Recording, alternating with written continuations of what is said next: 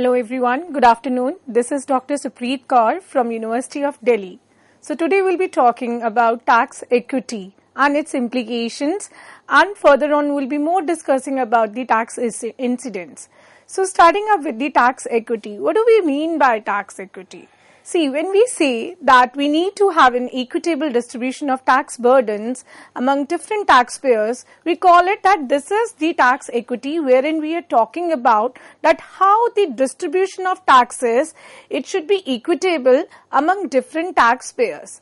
Now, when we say that the tax equity should prevail, or there should be equitable distribution of the tax burden among different taxpayers, then we basically follow two principles of your taxation.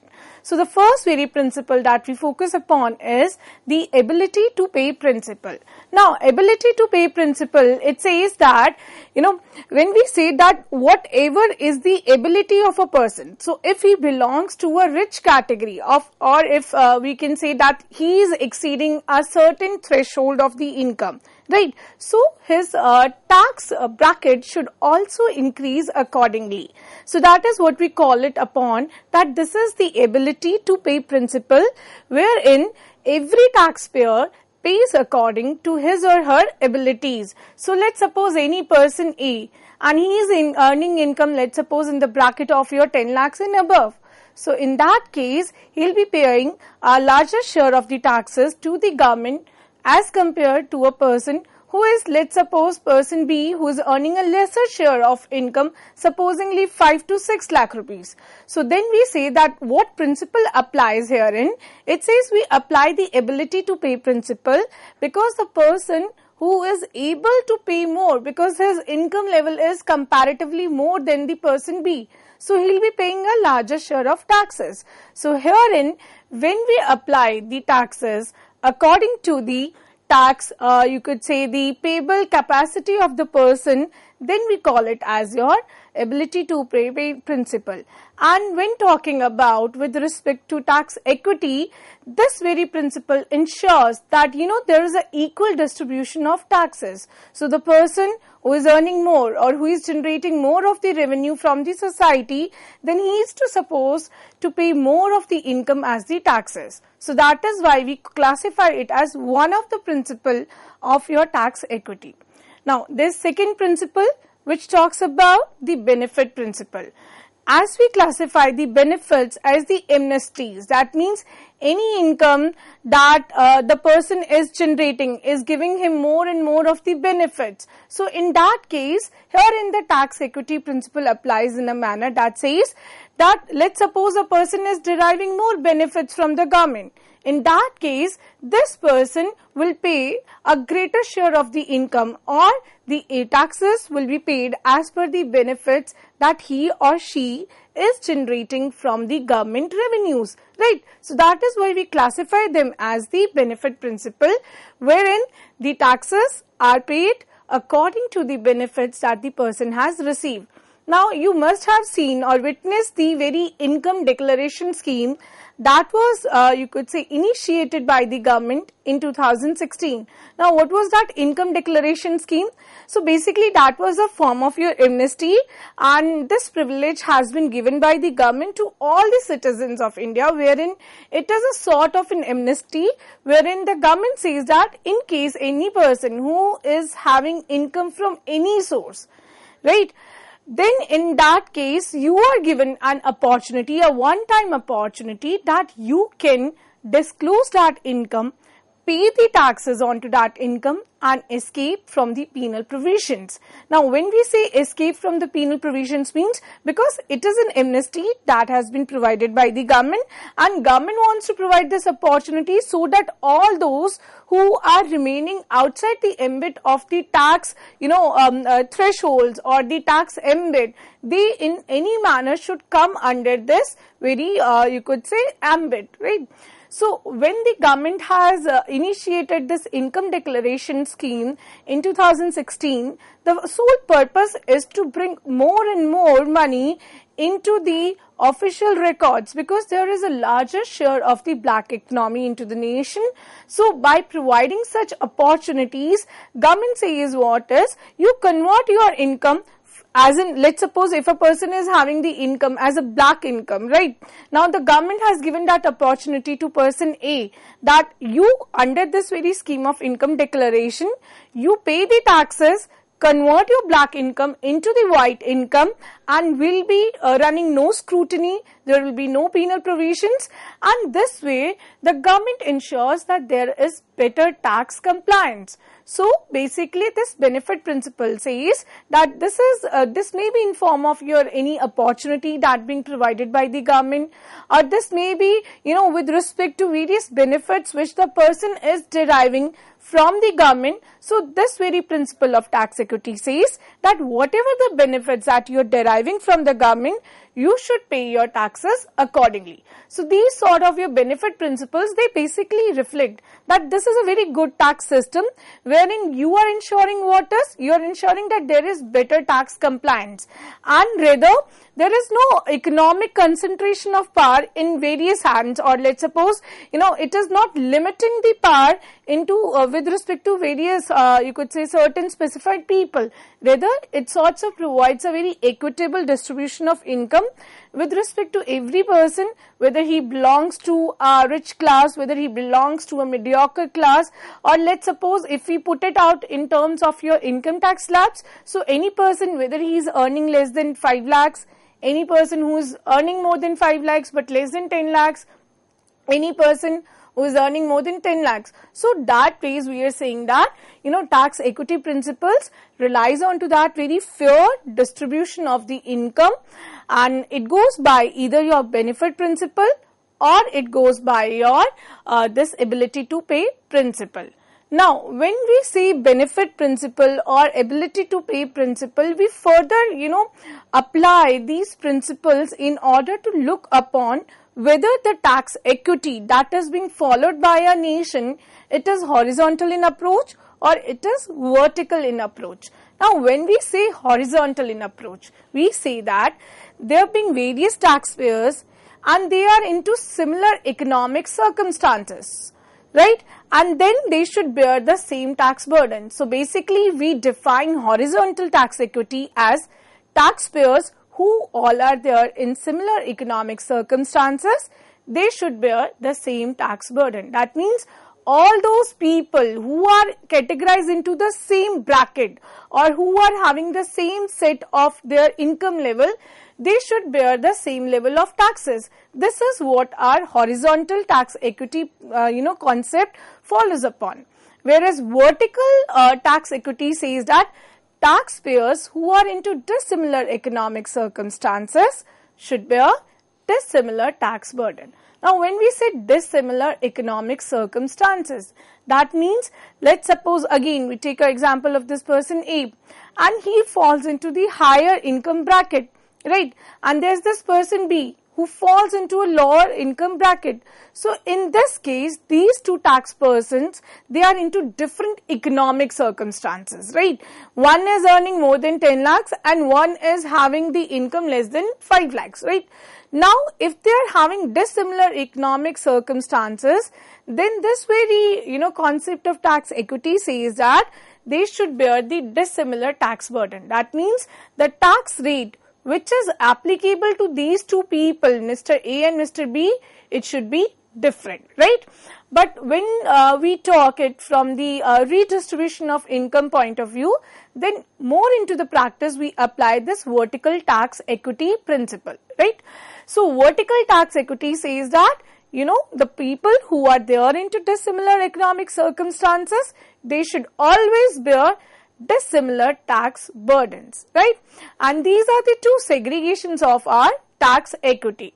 Now, when we say this horizontal, vertical, or whether we talk about these, two principles of your tax equity, which talks about your ability to pay principle or benefit principle, herein we deploy these principles into the core categorization of your taxes.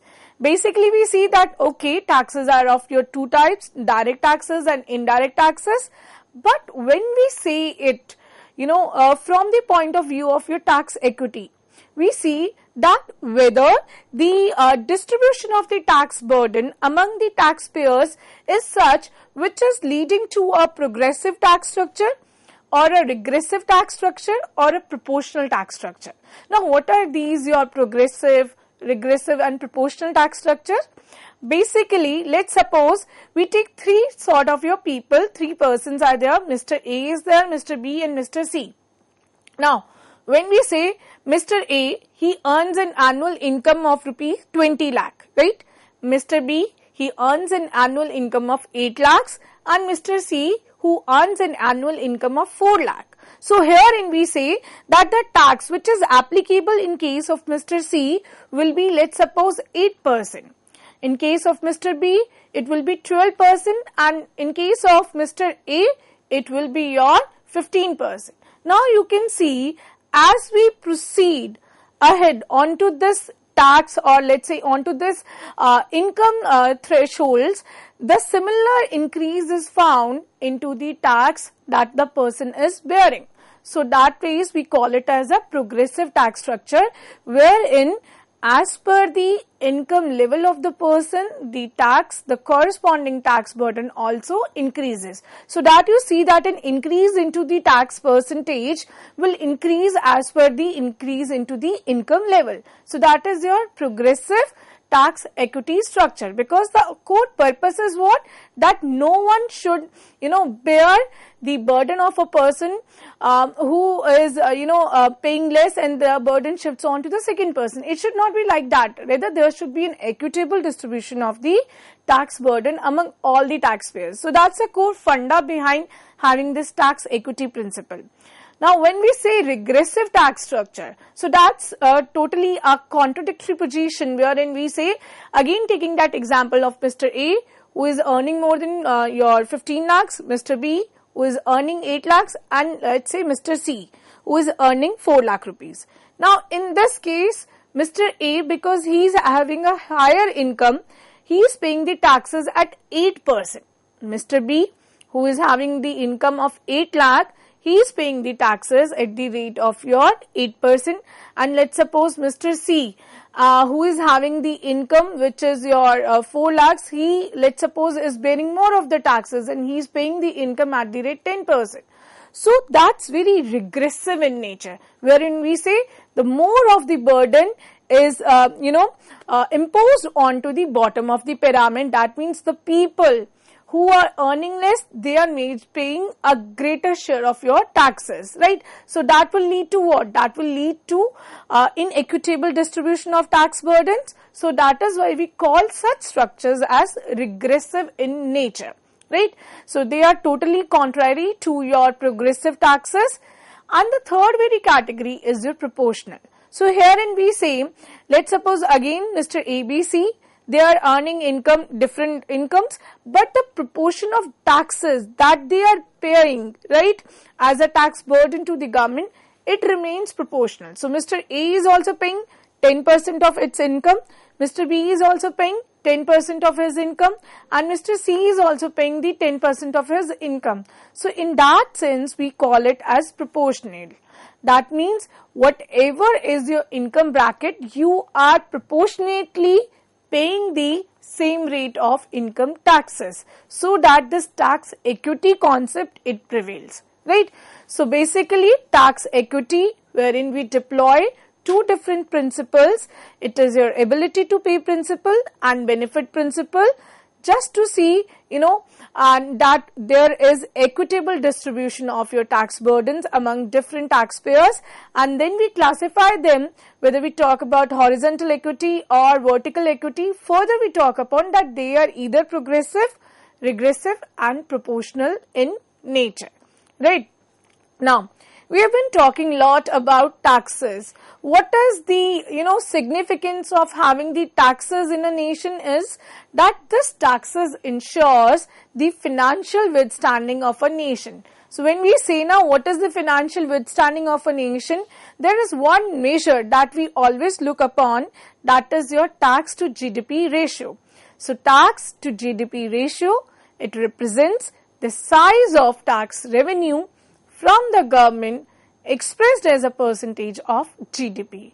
So we say the higher the tax ratio to GDP, the better the country's financial position will be.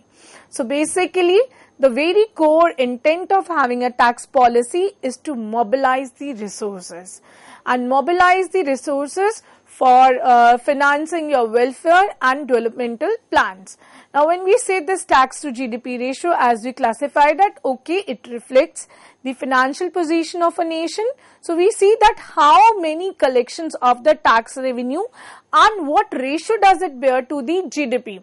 That means how much are we or the nation is earning from the taxes, right?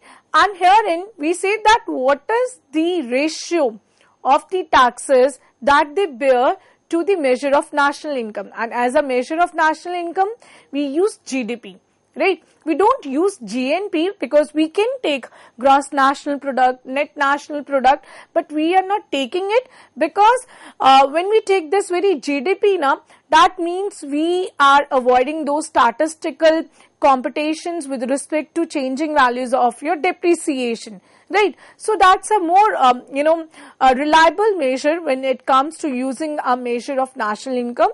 So that is why whenever this tax to GDP ratio is being measured, we see what have been the total collections of the taxes in a nation and what is the ratio that they bear to the gross domestic product. So this very ratio of your gross domestic product of the which it bears to the taxes, it will change, and any change will be due to either being a change into the tax revenues or there being a change into the national revenue. And as a common measure, we take your GDP at market prices. So what we keep into the numerator, we keep your tax revenues, be it your direct taxes, be it your indirect taxes.